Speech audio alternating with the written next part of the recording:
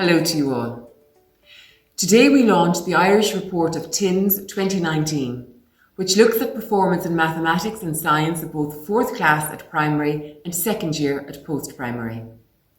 TIMSS, along with other international studies such as PISA and our own national assessments, provides an important benchmark against which we can measure the success of Irish students in core skills. TIMSS is particularly valuable as a measure of trends in pupils' performance over time due to the strong degree of continuity between TIMSS cycles and its curriculum focus. Of course, the outcomes of any single survey have to be treated with caution. The performance of Irish pupils in TIMSS should be regarded as a snapshot in time. We know that surveys such as TIMSS, PIRLS and PISA provide valuable data, but they are also subject to fluctuations and margins of error. So, what is more important are the trends that we can identify over time and the information about groups within our student population. Ireland's high performance in mathematics and science has remained stable across the TIMSS cycles, with Irish students again ranked among the top performing European countries at both 4th class and 2nd year. In particular, Ireland is one of the top 3 performing European countries in mathematics at 4th class.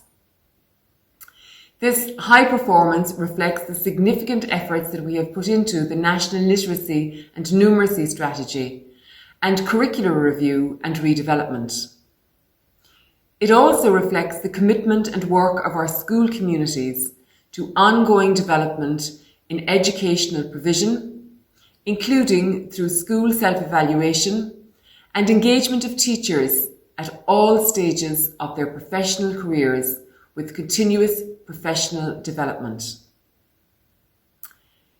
It is also of note that there are no significant gender differences for mathematics or science at either level.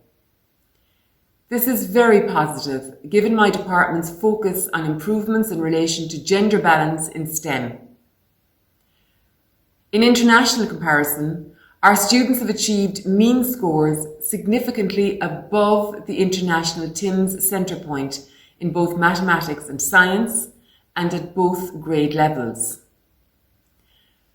Our distribution of performance compares favourably with international counterparts. It shows improved performance for our lower achievers and equity in terms of schools' performance generally. But the patterns suggest that the highest performing students in Ireland in maths and science are underperforming relative to the achievement of the lower achieving students. Concentrated efforts are required to improve the performance of our higher achieving students in both subjects at both school levels. We must provide high quality continuing professional development for teachers, which incorporates a specific focus on extending higher achieving students, dedicated resources, and promoting skills in mathematics and in science to include digital learning skills. The TIMSS findings released today can feed into work on science and mathematics in the context of the redevelopment of the primary curriculum, and it will provide scope for supporting children's problem solving and reasoning skills and for interpreting and processing information and data. We're still in the early stage of implementation of junior cycle developments. For example, the 2nd year students who participated in TIMSS 2019 were following the new junior cycle science specification, but not the new junior cycle mathematics specification, which was introduced in 2018. The new mathematics specification aims to specifically address the development of higher order skills such as reasoning and problem solving, which we see identified this morning as challenging for Irish students. Earth and Space was a new addition to the junior cycle science curriculum in 2016. It is of note that this area is emerging in the TIMSS data as a relative strength. Further, it's interesting to note the relative strengths of new areas of the curriculum as a trend across science and mathematics. This is a testament to teachers and students and their commitment to familiarising themselves and working with a new curriculum. The production of the new Science, Technology, Engineering and Mathematics Education Implementation Plan under the STEM Education Policy Statement 2017-2026 is guided by strategies and key actions focused on the areas of curriculum redevelopment and implementation, skills developments, teacher education, and a focus on learner outcomes. The learning from TIMSS 2019 will inform policy and practice, including, it must be noted that the gains made by students at primary level, combined with new approaches and emphasis on transversal skills and critical thinking and inquiry-based learning as part of the junior cycle framework at post-primary level, will take time to impact on students' performance. We must also remember the many challenges and disruptions that our schools have encountered over the past months. We must commend the commitment of our school leaders and teachers in the provision of continued teaching and learning across the full curriculum to include mathematics and science, and that of the whole school community, in particular our students who continue to adapt. I would like to thank most sincerely the Educational Research Centre for their work in bringing this report to us today, and in particular Rachel Perkins and Aidan Clerkin, as well as the National Advisory Committees for TIMSS at 4th class and 2nd year. I would of course also like to thank my department inspectors who worked with the ERC on the survey, including those who looked after quality monitoring of tests in schools. And most importantly, we are all very grateful to and extend all of our thanks to the 8,000 plus students, teachers, principals and parents in 299 schools who took part in the study and responded to the questionnaires. I hope you enjoy watching the rest of this webinar today. Thank you. Thank you, Minister. Welcome today as the Trends in International Mathematics and Science Study, or TIMSS as it's more widely known, is launched. The purpose of our webinar this morning is to present the initial findings from the report on Ireland's results. Shortly, Aidan Clerkin and Rachel Perkins of the Educational Research Centre will present the main achievement findings for students in 4th class and students in 2nd year. The findings for Irish students will be described in comparison to their peers in other countries, as well as to the performance in previous cycles of the study. After the presentation, we will have a short question and answer session. Joining us for the session will be Jude Cosgrove, the CEO of the Educational Research Centre, and Arlene Foster, the CEO of the National Council for Curriculum and Assessment. Thanks everybody for watching. It's a pity that we can't give a live launch as we would have liked, but hopefully we'll make the best of it. TIMSS is the Trends in International Mathematics and Science Study. It's run by an organisation called the IEA, the International Association for the Evaluation of Educational Achievement, and they're a cross-national non-governmental research collaboration of research institutes and ministries of education around the world. They administer assessments in various subject areas, reading, math, science, civics and others, but TIMSS in particular assesses mathematics and science, and it does that at 4th grade internationally, which is 4th class in Ireland, and at 8th grade, which is 2nd year in Ireland. So it assesses students both at primary level and post-primary level, and we can get that element of comparison between the two levels. For the first time in 2019, there was an option called TIMSS, which is the countries could administer the test online on computers or tablets. About half of countries administered via TIMSS and about half of countries administered on paper, as would have been done previously. Ireland is one of the countries that administered on paper, but in the slides you'll see and in the results, the scores are reported in the same way for all countries, no matter which mode of assessment they administered. TIMSS has taken place every 4 years since 1995, so we have good, solid trend information going back for 24 years. Ireland has taken part in 4 of the 7 cycles, in the first one in 1995, in 2011 at 4th class only, and at both grade levels in 2015 and now in 2019. Just to give you a sense of the scale of the study, there were 64 countries that took part in TIMSS in 2019, covering 672,000 students around the world and their parents and teachers and school principals. There are also 8 benchmarking participants, and those would often be sub-national entities. So, for example, Moscow City takes part in TIMSS, as well as the Russian Federation, to get more detailed information at that level, but we'll mostly focus on the countries here. 58 countries took part at 4th grade, primary level, 39 countries took part at 8th grade, and 33 countries participated at both levels, and Ireland is one of those 33. TIMSS is managed in Ireland by the ERC, the Educational Research Centre, on behalf of the Department of Education, and we're supported in that by national advisory committees that are comprised of education partners and subject experts and help to guide the administration of the study.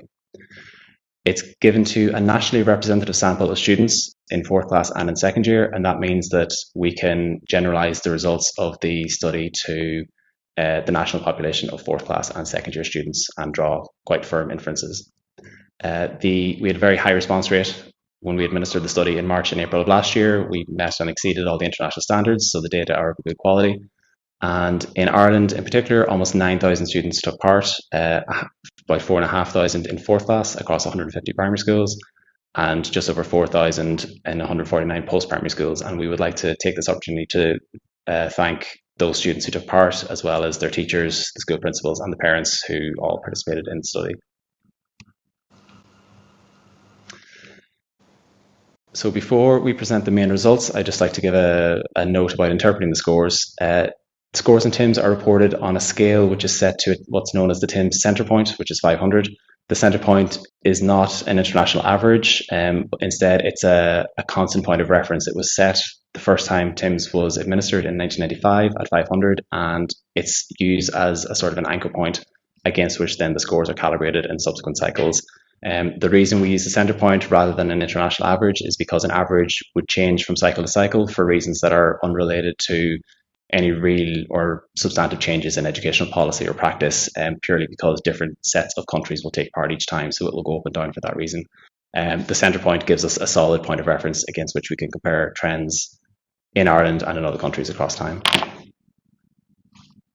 So the key findings, we'll start off just with a few of the main points and then we'll go into them in more detail. The first key finding is that student performance in Ireland is very stable from TIMSS 2015 to 2019. We find no significant differences in either maths or science at either 4th class or 2nd year. So performance is very similar to what it was 4 years ago. And we see that both when we look at the mean scores and when we look at benchmark levels of performance, which we'll talk about in a few minutes. The second key finding is that Irish students are performing at a relatively high level, especially for maths, also for science at grade 8, 2nd year in particular. Ireland is significantly above the TIMSS centre point for both maths and science at both grade levels. And if we look at statistically significant differences internationally across all the countries that took part in TIMSS, we see that at 4th class, 7 countries achieved a score that was significantly higher than Ireland, and 46 countries achieved a score that was significantly lower than Ireland's. For science, 12 countries achieved a significantly higher score, 33 countries achieved a lower score. And at 2nd year, it's a similar broad pattern. 6 countries achieved a higher score for maths, 26 achieved a lower score, and for science, 7 countries achieved a higher score, and 23 countries achieved a lower score than Ireland. Another point of reference, just to make it more local, is we can compare Ireland's performance against other EU countries. And we see that within the EU, for mathematics, no EU countries achieved a significantly higher score than Ireland, either at 4th class or at 2nd year. And at 4th class, for example, 19 other EU countries achieved a score that was significantly lower than Ireland's. For science, it's a more moderate picture. 4 countries achieved a higher score than Ireland 4 EU countries achieved a higher score than Ireland at 4th class and 2 at 2nd year, and about twice those numbers achieved significantly lower scores. The third key finding is that gender differences are small in Ireland in TIMSS 2019, and that's a continuation of what we found in previous cycles. There were no significant differences in achievement between boys and girls. at either fourth class or second year for either mathematics or science, and this was also the case in TIMSS 2015. I can show you here, this is the broad picture league table, if you like, overview of the study, and we look at this in more detail, so I know it'll be hard to see on screen, but just to give you an overall sense, the countries in dark green at the top are those countries that scored significantly higher than Ireland. We have mathematics for fourth class on the left and science for fourth class on the right, and the countries in lighter green towards the bottom are the countries that achieved a significantly lower score than Ireland. Those in white are the countries that had a similar score to Ireland, where we're not statistically distinguishable from them. And Ireland is highlighted there with the red arrow for both of them. This is a similar table for second year, again with mathematics on the left and the science on the right. There were fewer countries took part at 8th grade, so that's why the table is a wee bit smaller. And again, the dark red colour at the top are the countries that achieved a significantly higher score than Ireland, and those in the pinkier colour at the bottom achieved a lower score than Ireland. So that's the broad view. We can move now more into detail for the findings for fourth class first, to look at Ireland's achievement in maths and science in TIMSS 2019. For mathematics, the fourth class students achieved a mean score of 548 points on the TIMSS scale. That's a 1 point difference from what was achieved in TIMSS 2015, which is a negligible difference. It's not statistically significant, and it's not a big difference in one direction or another. It is significantly higher than was achieved in the earlier cycles in TIMSS 2019 and TIMSS 1995, and those differences of 21 points and 26 points are quite substantive. So performance is substantially higher now than it was 8 years ago, but there's been no change in the last 4 years. And as I mentioned, that score is significantly above 46 other countries, among which is Finland, for example. It's not significantly different from 4 other countries, which are England, Latvia, Norway, and Lithuania. And it's significantly below the scores of 7 countries, which are Singapore, Hong Kong, the Republic of Korea or South Korea, Chinese Taipei, Russian Federation, Japan, and Northern Ireland. For science, our mean score was 528 at fourth class, and again, that's a 1 point difference from what was achieved in 2015, and that's not statistically significant or very substantive. The score in 2019 is significantly above what was achieved in TIMSS 2011 and TIMSS 1995, but to a lesser degree than for mathematics. The difference isn't quite as large. And in this cycle, we were significantly above 33 countries, which includes Northern Ireland for science. We were not significantly different from 12 countries, including Hong Kong, and we were significantly below 12 countries, and you can see them listed there. And what I have here is kind of a zoomed in version of the slide that I showed you a few moments ago. It's the top half of that table, just so we can see it a bit more closely.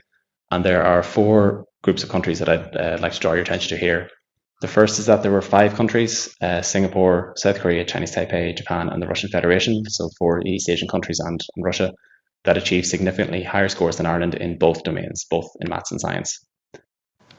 Secondly, then, there were 2 countries that achieved a significantly higher score than us in maths. Northern Ireland, firstly, achieved a higher score than us in maths, but a significantly lower score for science. Hong Kong is the other country that had a higher score than us in maths, but they were not statistically significantly different from us in science. So they're quite similar to Ireland. The third group then is the United States, Sweden, and Finland. All 3 of those achieved a lower score than Ireland in mathematics, but a significantly higher score for science. And finally, England, Latvia, Norway, and Lithuania achieved a similar score to Ireland in mathematics, but were significantly higher in science. So there are several countries that performed similarly to or below Ireland in maths that achieved a higher score in science at fourth class. The next slide I'm going to show you is a graph that I'll build up over a few slides so you can see it. Firstly, you'll be able to see just the black bars on this slide, and this is for a subset of countries that we've selected just to make the comparisons more manageable. The black bars that you can see here are the mean scores that I showed you on the previous slide, but presented in graphical format. And if I add a red band here around Ireland's mean score, you'll be able to see that the countries that lie to the right of that red band are the countries that achieved a statistically significantly higher score than Ireland. And those are the ones in the dark green. The ones in the light green lie to the left of the red band, and they achieved a significantly lower score than Ireland. And England, you can see, is shaded in white, the same colour as Ireland, and that's because their mean score overlaps with Ireland's, and so we'd say that there's not a statistically significant difference.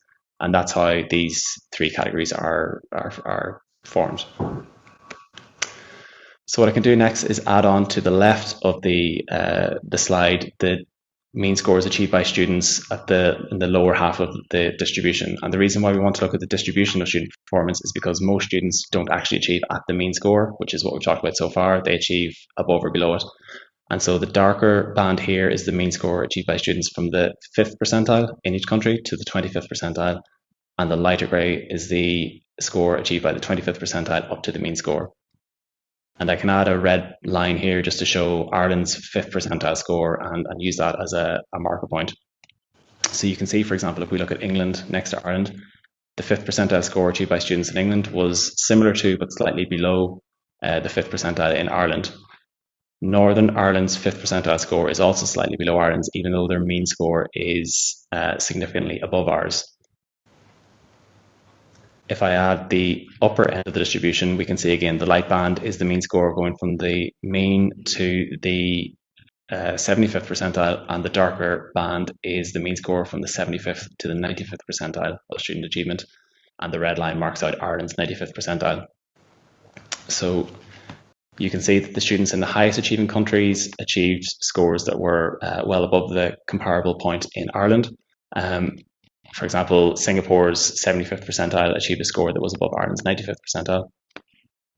But if we look closer to the countries that achieved similar mean scores, we can see that in England, for example, the overall mean score is not different from Ireland's, as we see, but at the upper end of their distribution, at the 95th percentile and to a lesser extent at the 75th percentile, you can see that the higher achieving students in England are doing better than the higher achieving students in Ireland are.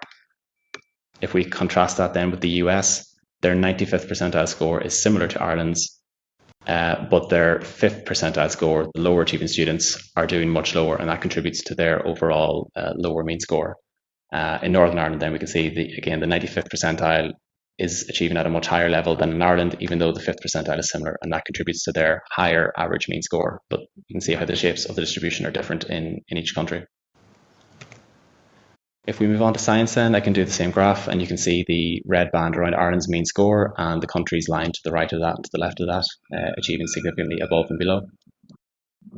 And then when we add on the tails of the distribution from the 5th to the 95th, and we outline Ireland's 5th and 95th percentiles with the red band, we can see broadly similar patterns. So for example, in England, they achieved a significantly higher mean score than Ireland. In this case, the 95th percentile in England is doing slightly better than in Ireland, but the 5th percentile is achieving about 20 points higher than Ireland at that level. So the lower achieving students are doing better. Northern Ireland, in contrast, their lower achieving students are achieving at a similar level to Ireland, as we can see by the red line on the left-hand side. But if we look at the red line on the right-hand side, the 95th percentile in Ireland achieved a higher score than the 95th percentile in Northern Ireland, and that contributes to Northern Ireland having a significantly lower average mean score. The next graph uses the same format, but instead of comparing across countries, it compares across time within Ireland. So we've stacked Ireland's distribution for the 4 cycles of TIMSS in which we've taken part at 4th class. And we can add the red lines to bookend the distribution in Ireland in 2019 and use that as the reference point. So there are 2 main points to take away from this graph. The first is that the distribution has widened in Ireland very slightly at both tails. So at the 5th percentile, there's been a slight decrease in scores, and at the 95th percentile, there's been a slight increase in scores compared to 2015. Those differences aren't statistically significant, but there's a slight widening that we can observe. And secondly, we can see that if we compare back to earlier cycles, 1995 and 2011, the students at the lower end of the distribution are still performing much more strongly now than they would have been in 2011, for example, as you can see by the red line on the left-hand side. And for science, it's a similar pattern. There's been a slight widening of the distribution at both tails in 2019 compared to 2015, but the lower achieving students we can see are still performing better than was the case 8 years ago or 24 years ago. There hasn't been much change at the upper end of the distribution. In terms of gender differences, we can see here differences between the scores achieved by boys and girls in Ireland across the 4 cycles of TIMSS. And we can see that at all 4 cycles, boys and girls have achieved quite similar mean scores. In 2019, boys achieved a score that is 7 points higher than girls for maths and 5 points higher than girls for science, but these differences aren't statistically significantly different. And we've seen no differences at 4th class between boys and girls in any of the 4 cycles in Ireland. In terms of benchmark performance, this is another way of describing students' achievement, which sometimes is a bit more intuitive than discussing it in terms of mean scores. The benchmarks are created by the IEA, the international organisation that coordinates TIMSS, as a way of describing achievement. So students who reach the low benchmark in mathematics or science are described as those that can consistently demonstrate the more basic or more fundamental skills that are assessed by the test. Students at the intermediate benchmark can demonstrate slightly more advanced skills, and students at the high and advanced benchmark can do more complex tasks. And as we move into more complex, for example, problem solving and reasoning and multi-step problems, for example, in the maths test. And the benchmark performance is cumulative. So any student who is at, for example, the high benchmark is also by definition, they have passed and surpassed the low and intermediate benchmarks. So I can show you the percentage of students at 4th class for mathematics that reached each of the benchmarks. And you can see the green bar here is Ireland's percentage in TIMSS 2019, and the black bar is the TIMSS average percentage, the TIMSS median. So when we line all the countries up, which the percentage achieved by the middle country. And we can see that for 4th class mathematics, 97% of students in Ireland reached at least the low benchmark. 84% achieved the intermediate benchmark. About half of 4th class students, 52%, reached the high benchmark in mathematics, and 15% of students, so about 1 in 6, 1 in 7 students, achieved the advanced benchmark in maths. Each of these percentages are higher than the TIMSS median, and for example, at the high and advanced benchmarks, there's a big increase there in Ireland compared to the TIMSS median.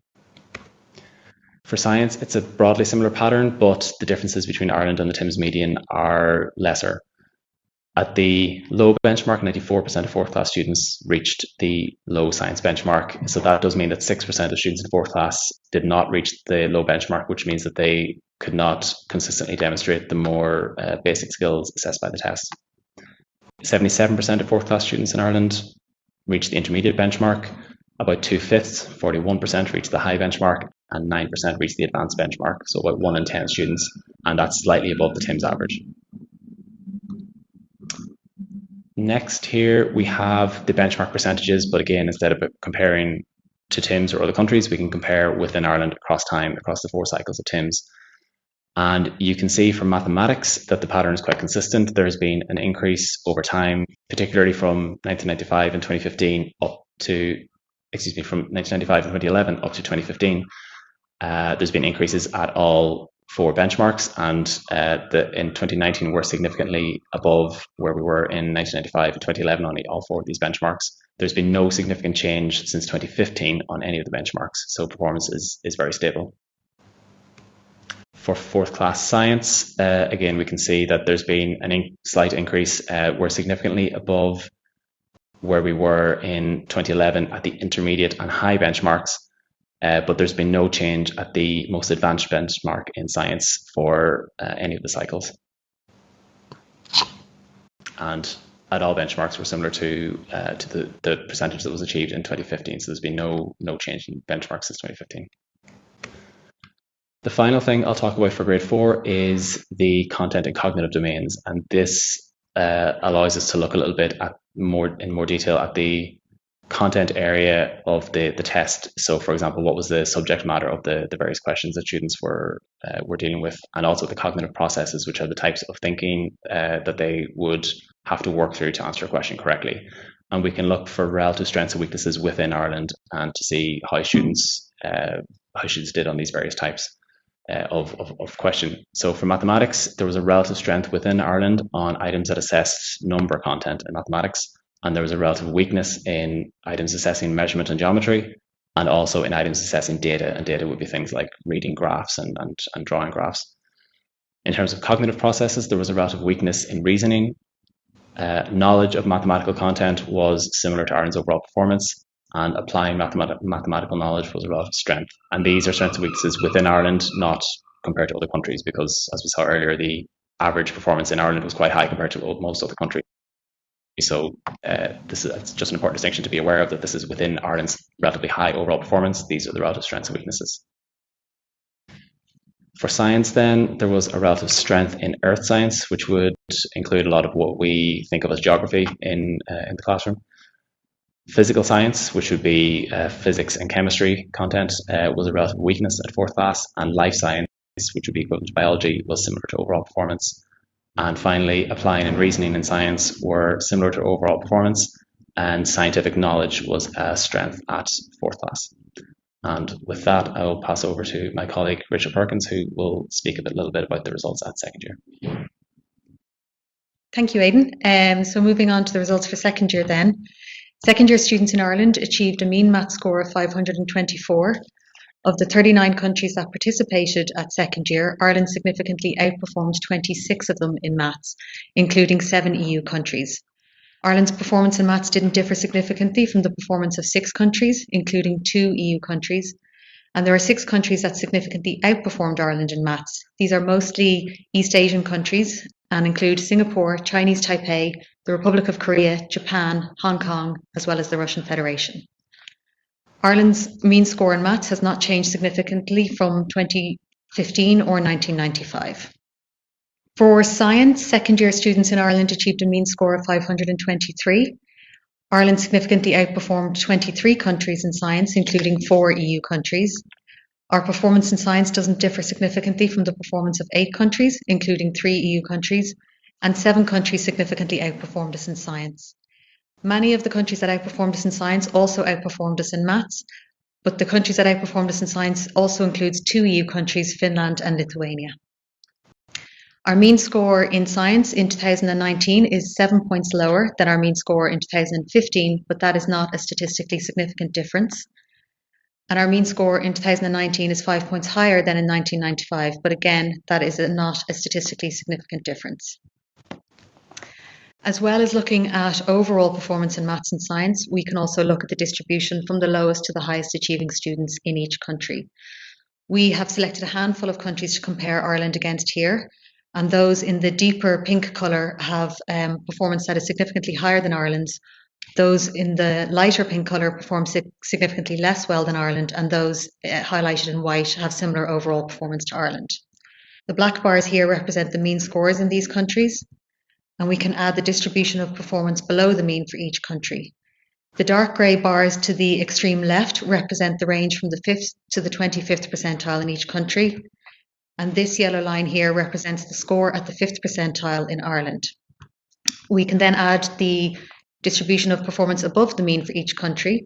So the dark grey bars to the extreme right represent the range from the 75th to the 95th percentile in each country, and this second yellow bar represents the 95th percentile score for Ireland. If we compare Ireland to the highest achieving countries, we can see that the scores at the 5th and the 95th percentile in the highest achieving countries are considerably higher than the corresponding scores in Ireland, but the gap is wider at the higher end of the achievement scale. So if we look at Singapore, for example, the score at the 5th percentile in Singapore is 50 points higher than the corresponding score in Ireland, while the score at the 95th percentile is over 100 points higher than the 95th percentile score in Ireland. Looking at countries with similar overall performance then, we can see the scores at the 5th percentile in Australia, the United States and England are considerably lower than the corresponding score in Ireland, almost 50 points in the case of the United States, while the scores at the 95th percentiles in these countries are considerably higher than the 95th percentile score in Ireland, in the region of about 30 to 35 points. So we can see that our lowest achieving students in Ireland are performing relatively well compared to their peers in countries with similar overall performance, but our highest achieving students are performing relatively less well. Here we have the same graph, but for science. So we can add the distribution of performance below the mean, and this yellow bar represents the 5th percentile score for science in Ireland. And then we can add the distribution of performance above the mean, and the second yellow bar represents the 95th percentile score for science in Ireland. Again, if we look at the highest achieving countries, we can see the scores at the 5th and the 95th percentiles in these countries are considerably higher than the corresponding scores in Ireland. Looking at countries with similar overall performance, the score at the 5th percentile in Australia is very similar to the corresponding score in Ireland, while in the United States and England, the 5th percentile scores in these countries are at least 20 points lower than the 5th percentile score in Ireland. And if we look at the score at the 95th percentile, we can see the scores in Australia, the United States and England are higher than in Ireland, but not to the same extent as we saw for maths. This graph here then shows the distribution of maths achievement for Ireland in the 3 cycles that we participated in at second year. And these 2 red bars here represent the score at the 5th and the 95th percentile for Ireland in 1995. So between 1995 and 2015, we can see that we saw a large improvement amongst our lowest achieving students in the region of about 20 points. The score at the 5th percentile in Ireland has remained relatively stable between 2015 and 19. We have just seen a small improvement of about 3 or 4 points since 2015. At the other ends of the distribution then, we can see at the 95th percentile, there was a drop of about 7 points between 95 and 2015, but our score at the 95th percentile has remained stable between 2015 and 2019. Looking at science achievement then, we can see the distribution from the lowest to the highest achieving students across the 3 cycles that we participated in this slide. And here we have the scores at the 5th and the 95th percentile for Ireland in 1995 shown in red. We see a somewhat similar pattern for science as we saw for maths. We saw a large improvement amongst our lowest achieving students between 1995 and 2015. Again, that was in the region of about 20 points.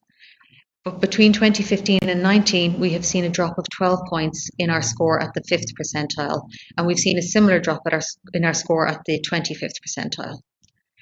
At the other end of the achievement distribution then, we saw a drop of about 7 or 8 points in our 95th percentile score for science between 1995 and 2015, but our score at the 95th percentile has remained stable between 2015 and 2019.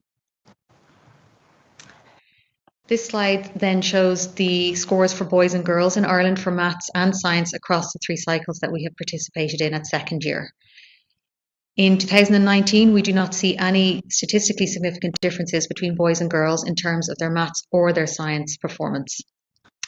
If we look at the changes in performance then for maths, we can see for boys, their maths performance remained stable in Ireland since 1995, whereas we've seen an improvement for girls of about 9 points between 1995 and 2015, and a further improvement of about 3 points between 2015 and 2019. For science, the performance of boys remained stable between 1995 and 2015, but the mean score for boys has dropped by 8 points since 2015. Girls saw a very large improvement in their science performance between 1995 and 2015 of about 21 points, but they have also seen a drop of 5 points since 2015. The drops in performance that we see for boys and girls since 2015 are not statistically significant. As Aidan mentioned earlier, TIMSS also measures performance in terms of the percentages of students that reach the 4 benchmarks that are outlined in TIMSS. So we have the same 4 benchmarks at second year as we have at 4th class. These are the low, intermediate, high and advanced benchmarks.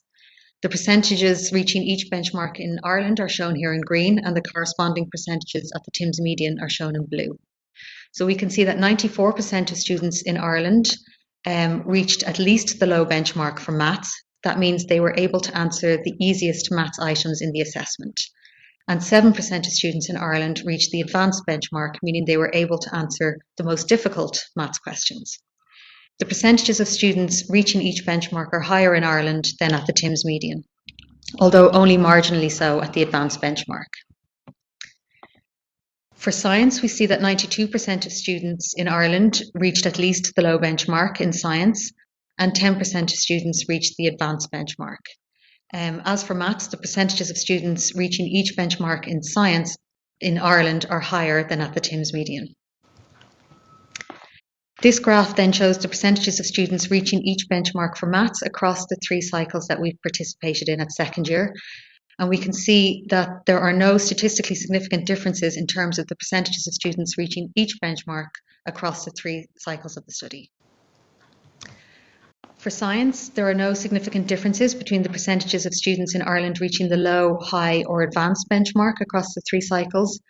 But at the intermediate benchmark, we have seen a statistically significant drop between 2015 and 2019. So 77% of students in Ireland reached the intermediate benchmark in 2015, and 73% of students are reaching this benchmark in 2019. TIMSS also measures performance in terms of the specific content areas in maths and science, and also the cognitive domains. The cognitive domains refer to the thinking processes that are required to answer the TIMSS questions. For maths, we have 4 content domains. These are algebra, geometry, number, and data and probability. Student performance in these areas can be compared to overall performance within a country to identify areas of relative weakness and relative strength. Second-year students in Ireland performed relatively less well in items that measured algebra and geometry, but showed a relative strength in the area of number and data and probability. In terms of the cognitive domains, students in Ireland performed less well on items that required reasoning skills in maths, but showed a relative strength on items that assessed knowing and applying skills. We also have 4 content domains for science. These are chemistry, physics, biology, and earth science. And second-year students in Ireland performed relatively less well in items measuring chemistry and physics, while their performance in biology was in line with their overall performance, and they showed a relative strength in the area of earth science.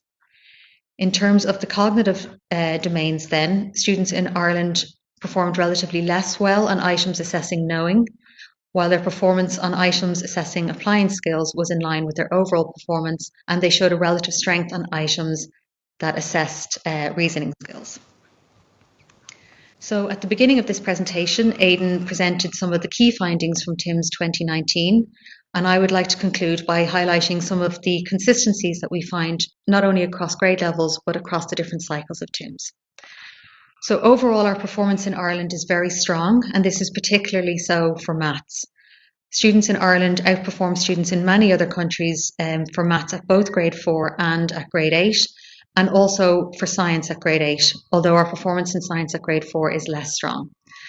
Our performance in 2019 is very similar to our performance in 2015, so we see that our performance has remained very stable across these 2 cycles.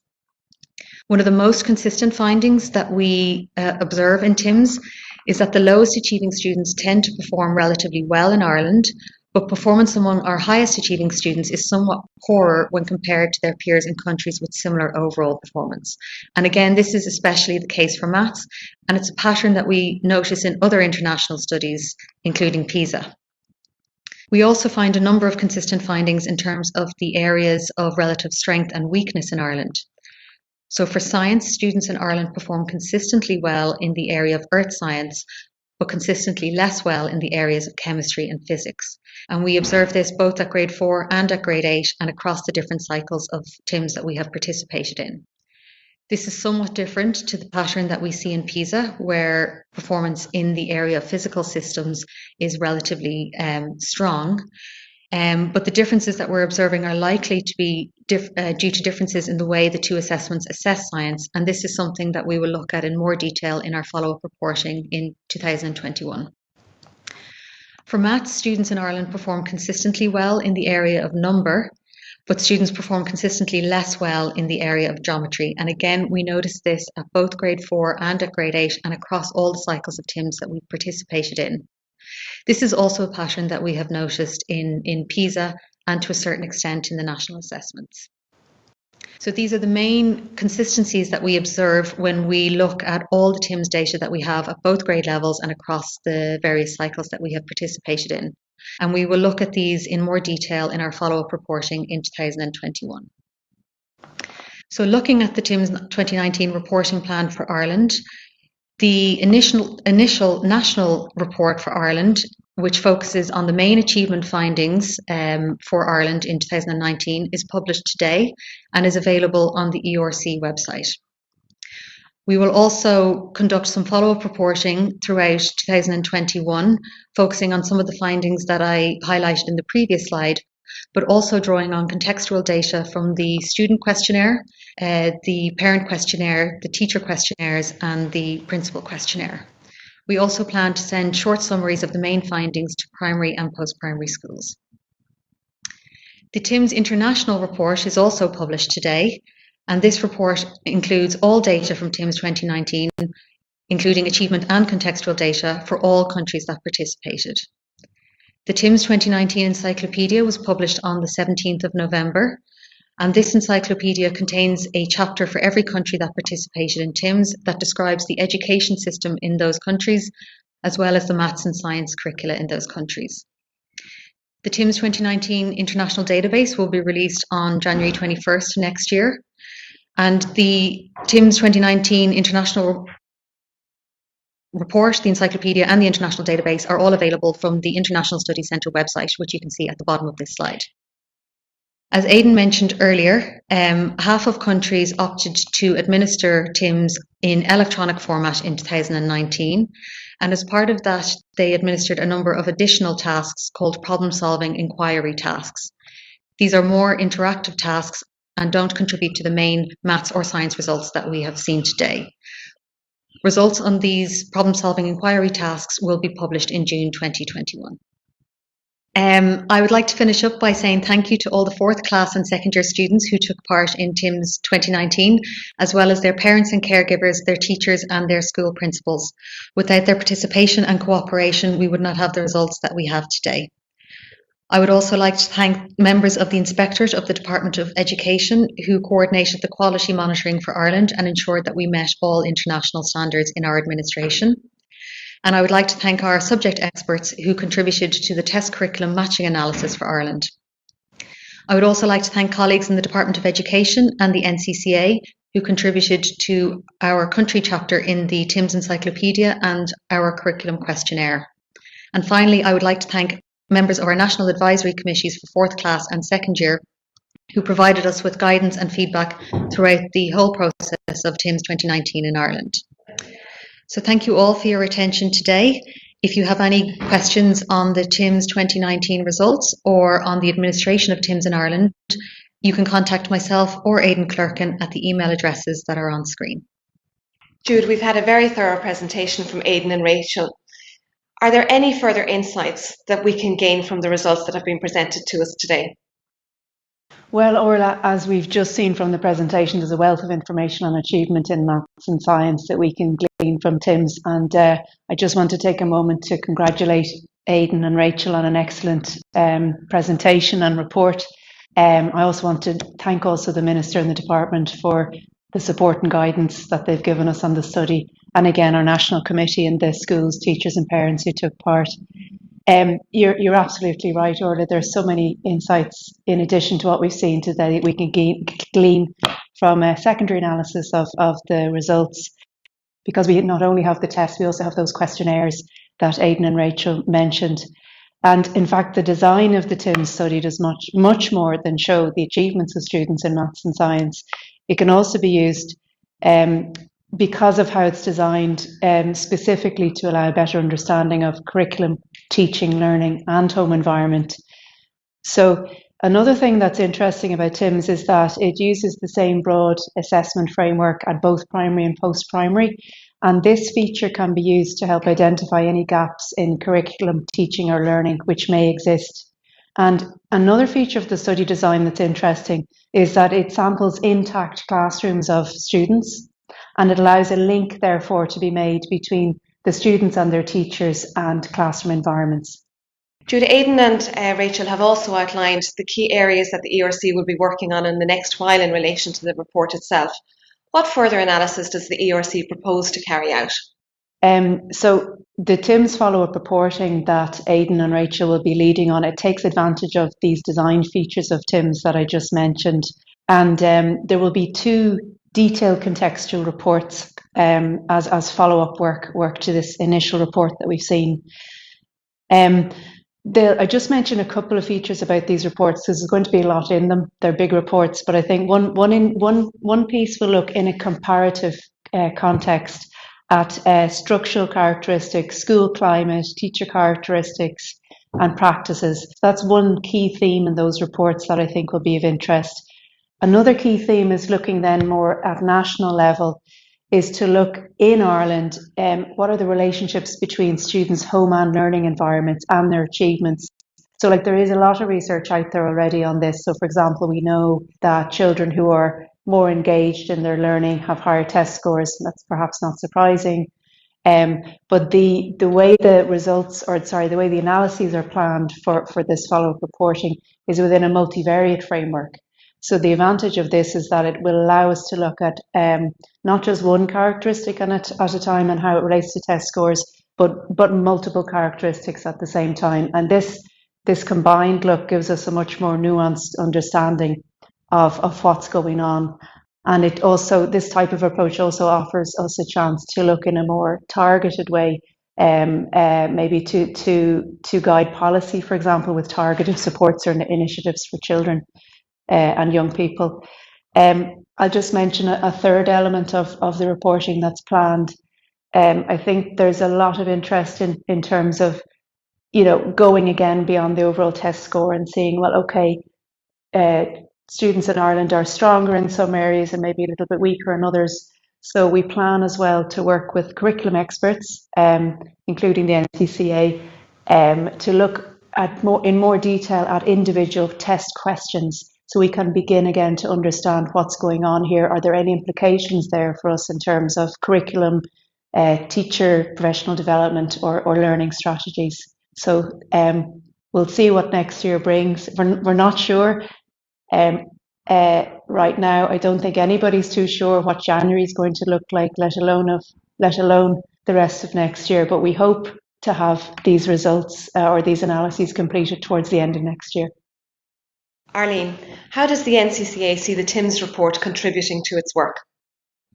I suppose maybe just the first point I'd like to start with, Orla, is just to say we very much welcome the TIMSS findings published this morning. I suppose generally in terms of how the NCCA will draw on these TIMSS findings, research is really central to our work in the National Council for Curriculum and Assessment. So in addition to working really closely with early childhood settings and primary and post-primary schools, we draw very heavily on extensive research to feed into the advice that we provide on curriculum and assessment. So in that instance, the TIMSS findings published this morning will make a really important contribution to the wide research base that we draw on and will continue to draw on over the coming years in our work. Arlene, could you outline the work that is ongoing in terms of developments in the maths and science areas? I suppose in particular at the minute, and certainly looking at the next couple of years, Orla, there's quite a bit going on at the moment that actually links very directly with the TIMSS findings, and with a lot of that actually at the minute at the primary level.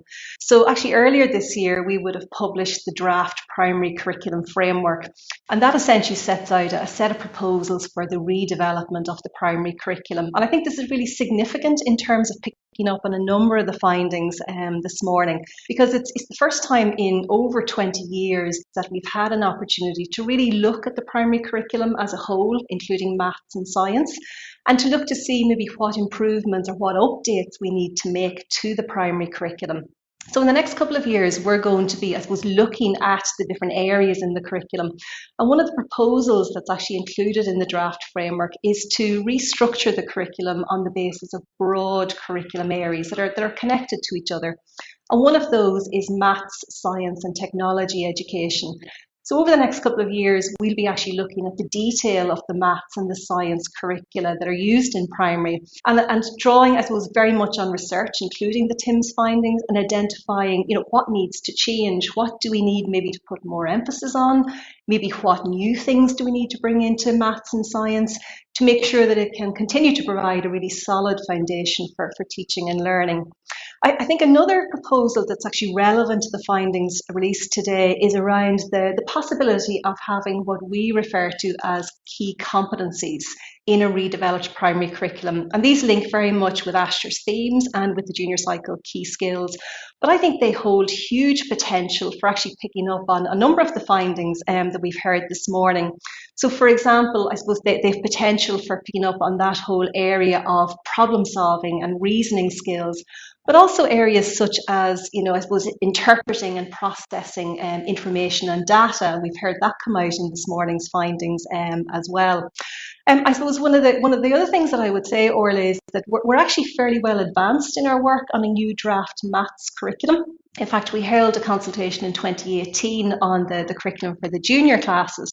And in that work, we've already actually been able to, I suppose, look at a number of the findings that have been highlighted this morning. And as Rachel and Aidan both mentioned, some of these were also appearing in the 2015 cycle as well. So we've been able to use some of that data already in terms of redeveloping a maths curriculum. And hopefully we will have that finished in the next couple of years and made available for schools to work with. So those are just some of the things that are ongoing at the minute, Orla. And obviously in the case of post-primary, we have a new junior cycle science specification introduced in 2016, and equally a new junior cycle maths specification, introduced in 2018.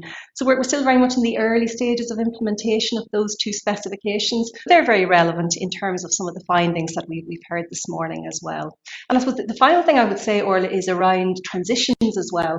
And this was touched on in the presentation this morning too, because I think, sometimes there can be a tendency maybe to think just of the 2 years in the study, the fact it's fourth class in primary and it's second year in post-primary. But as we know, I suppose what goes before those years is also really important. So I think the transition from preschool into primary and then the transition from primary into post-primary, they're really important. And I suppose transitions have been very much to the fore in our thinking in the NCCA as we've worked with curriculum developments over the last couple of years. And that will continue to be a big part of our thinking and our work over the next while. Arlene, in terms of high achievers, what specific strategies can encourage high achievers? Yeah, I think there are, Orla, and I suppose what struck me when I listened to the findings this morning was that very strong message about the need and the importance of supporting high achievers, in addition to all other children and students as well. And I suppose to continue the great work that schools are doing across those different bands of achievement. I think this point links, I suppose, really strongly with the work that we've set out in the draft primary curriculum framework and in the work that I've mentioned that we've been doing on the draft maths curriculum as well. So, for example, just last year, the NCCA would have convened a small expert group to really look at this area about how you challenge learners in an area like mathematics, and we'll be doing likewise when we get into science in the primary curriculum. But I think there are two very specific features of curriculum developments in the last couple of years at primary and post-primary that I think really speak to this whole area of supporting high achievers. I think the first one that I would draw attention to is the move to learning outcomes specifications. And we've seen that in junior cycle. Both the junior cycle maths and science specifications are based on learning outcomes. And as the primary curriculum is redeveloped, those specifications will be learning outcomes specifications. And I think the learning outcomes, I suppose, offer huge potential here because they essentially give great scope to teachers to adapt their teaching and learning work, and I suppose to provide experiences that really speak to the needs of students and children in their classrooms and really stretch children. I think the other thing that the learning outcomes do as well is that they don't put ceilings or limits on children's or students' learning as well. Now, we also know that moving to learning outcomes is challenging. And indeed, for the NCCA, we carried out an early enactment review of junior cycle science recently. And we could see some of that in terms of what schools and teachers were telling us. And I think one of the key messages there was that schools and teachers are very much building their experience of working with learning outcome specifications, and they're continuing to adjust and adapt their teaching and learning as they build that experience. I think another key feature of specifications in recent years that really, I suppose, speaks to this point about high achievers is around the how of teaching and learning in maths and science. So for example, in the draft maths curriculum that I mentioned a couple of minutes ago, one of the big areas of work that we've been doing recently, and will continue to do, is looking to the research to see what are the types of experiences that are really important for children. So some of the things that are coming up in our work already that we're factoring into the new draft maths curriculum include things like using maths talk, using really rich, open-ended mathematical tasks. And those types of experiences really provide huge potential for engaging children in really deep mathematical thinking, doing that problem solving and reasoning work that again has been highlighted this morning. But equally then at post-primary, when you think of the junior cycle maths and science specifications, we now have classroom-based assessments, which are part of all junior cycle specifications. And those classroom-based assessments really offer considerable scope for students to both further develop, but also to demonstrate their learning and understanding in the two subjects. And I suppose the CBAs also offer huge scope and agency to students to really identify topics that maybe they're passionate about in maths and science and that they really want to pursue as part of their classroom-based assessments. And I think also then the CBAs, because they're based on 4-level descriptors, they offer huge potential for student progression actually across the different bands that we see highlighted in the TIMSS findings as well. So they're just some of the things I think, Orla, that are significant features that you see now in curriculum over the last couple of years and will become part and parcel of developments over the next couple of years, particularly at primary as well. I think they offer huge potential for really challenging the high achievers in maths and science. We're obviously in a period of significant change, Arlene, as you've described it in the context of curriculum and the ongoing work in terms of the developments that are there. Thanks very much, Arlene. Thank you. Okay, just following on now from Arlene's and Jude's contribution, I think it would be very important at this point in the webinar to reflect on the key messages that we have heard and we can take away from this in terms of our understanding of where we might move with the findings in terms of TIMSS, as well as reflecting on the achievements of our students in the study. One of the things that we have is sustained high levels of performance of our students in both 4th class and in 2nd year in the mathematics and the science domains. We have a lack of gender differences in terms of the performance of our students as well. We perform similar to or above many of the countries that we would normally actually compare ourselves to. For example, Ireland is one of the top 3 performing European countries in mathematics at 4th class. We've been provided with a lot of detail in relation to our students' performance across the cognitive and content domains in both mathematics and science. But interestingly, in the context of the detail provided to us by Rachel and by Aidan, there are areas that we can strive to focus in on in terms of how we would support our students in their learning and how we would help them to improve or progress their performance. As with other international studies, for example, PISA, we cater very well for those students in the lower achievement categories. We have low numbers of students in those relative to other countries. But it is noteworthy that while that is the case and our more able students actually do perform well, there is scope for us in future ways in which we focus in on developments in the curricula and in the supports that we provide to teachers and to learners, that we can support our more high achieving learners in a better way and in a more sustained way. I think what's really important to do at this point in time is to reflect on the difference in the educational environment for our students in 2019 to that environment that our students in 2020 have experienced. Not just has the physical environment of the school actually changed, one of the things we've had to work towards and strive towards is provide learners and teachers with guidance in relation to the curriculum priority areas for them as they return to school. We have continued to emphasise literacy and numeracy as a key aspect of students' learning. We've also at primary level provided guidance to schools in terms of how to integrate science across the curriculum and how to improve that integration in terms of literacy and numeracy and scientific literacy and scientific numeracy in that context as well. One of the things that we also look at is the layers of support that we can provide to schools in terms of progressing areas of priority. What the main support that a student has is in terms of what the teacher provides them with, in terms of their interaction with teachers, in terms of the quality of their learning experience, and the vision and the directions that are shown by school leaders.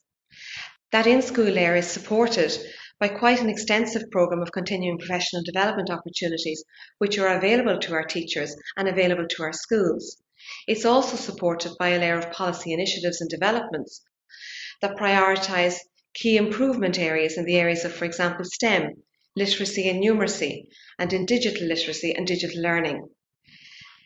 Key to our learners' experience also at this point in time in 2020 is the supports that we provide to our learners in the area of well-being, and their well-being in terms of their interactions with each other in schools and their interactions in school itself. One of the other aspects, I suppose, for us to look forward to and continue to look forward to are what conducive factors are in place in order to continue to support our learning and our students' progression. Arlene has outlined the key actions that are underway in relation to curriculum redevelopment, in relation to curriculum implementation, as well as in terms of teacher skills in working with learning outcomes in the context of those changes. What the report does allow us to focus in on is key aspects of content that require greater focus in terms of teaching and learning, as well as in how assessment, for example, could support learning. It also identifies, for example, key skills of development for students, and they will inform the CPD opportunities that we can provide to our teachers in terms of how they then develop their own learning styles with their students and develop their own professional progression. School self-evaluation provides a process, actually, by which schools can develop that reflective practice in mathematics and science, as well as a means by which school can develop priorities or approaches that can support the more able achievers or the higher achievers in particular. In terms of looking forward to our policy framework, we are looking to the development of a new literacy and numeracy strategy, a digital learning framework, and the publication of the STEM education implementation plan, which will also provide additional conducive layer to progress learning. On behalf of the department, I wish to thank Jude and Arlene for their contributions here today. Also for the work of the ERC in terms of Rachel and Aidan's work on the report itself, their research skills, the amount of work in terms of the quality of the report that you will see and that they have provided in relation to the outcomes of the 2019 TIMSS study. We also want to thank the Minister for introducing our session here today for us. And we'd also like to thank the students, the teachers and the school principals and the parents who were involved in the TIMSS study in 2019. And thank you for taking the time to patch into us this webinar.